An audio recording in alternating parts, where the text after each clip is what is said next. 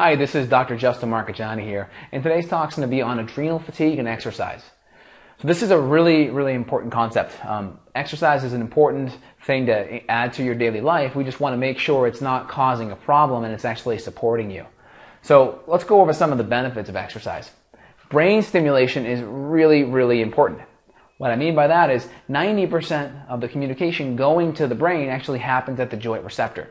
So let's just use my finger joint as an example. When I bend that joint, we're getting proprioceptive or mechanoreceptive input up to the brain. It's telling us we're moving. That input actually helps with plasticity. It helps the neurons in the brain connect. So it's really important that we have stimulation there to help provide the growing of various neurons.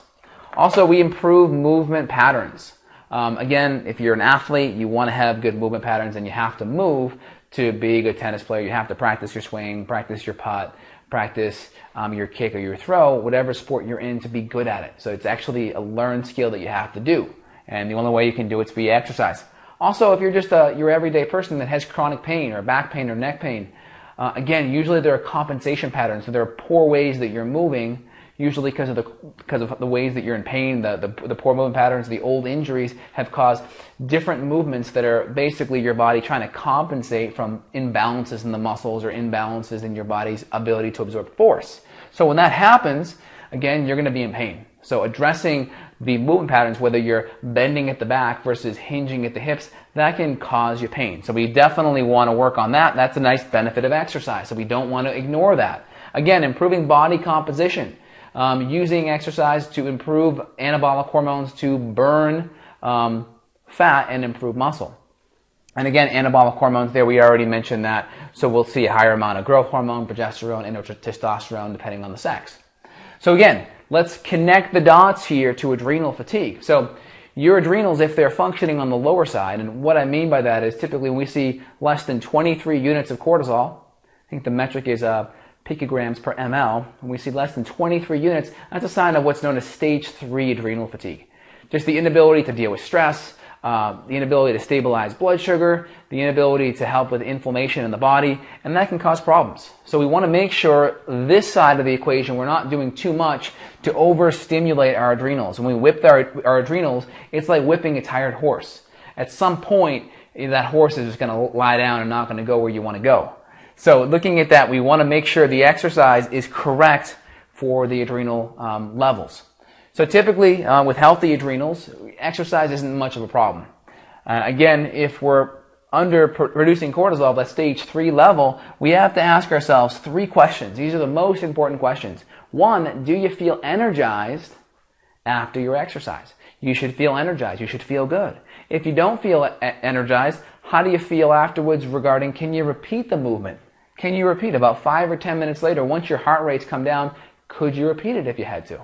And then last but not least, number 3, the next day. How do you feel the next day? Do you feel like you got run over? Do you feel really fatigued and tired? Well, if you do, that's probably a sign you're doing too much. Now, again, the next day, it's okay to feel a little sore, especially if it's your first time moving in a while, but you shouldn't feel fatigued. You shouldn't feel tired. If you are, you're probably doing a little too much. So I recommend curtailing the intensity, how hard you work during that exercise bout, curtail the duration, how much you're doing it, to basically being able to answer positively for each of those 3 questions. Yeah, I feel energized. Yeah, I could repeat. Yes, I feel okay the next day too. As long as you can do that, then you can customize the frequency and duration. I find that you can pretty much keep your intensity high. It's just cutting down the duration. So if you're doing a 60-minute CrossFit session and you're feeling fatigued afterwards, well, cut it in half. See how you do. If you still feel good, maybe add 10 minutes to it. Find out what that threshold is for you. And if you're severely adrenal fatigued, start with walking. A gentle breathing, meditative walk, or start with Qigong or Tai Chi. These are simple exercises you can do that are more restorative based, more energizing based, and you can just Google them and get some easy free movements right online. So I hope this talk was helpful.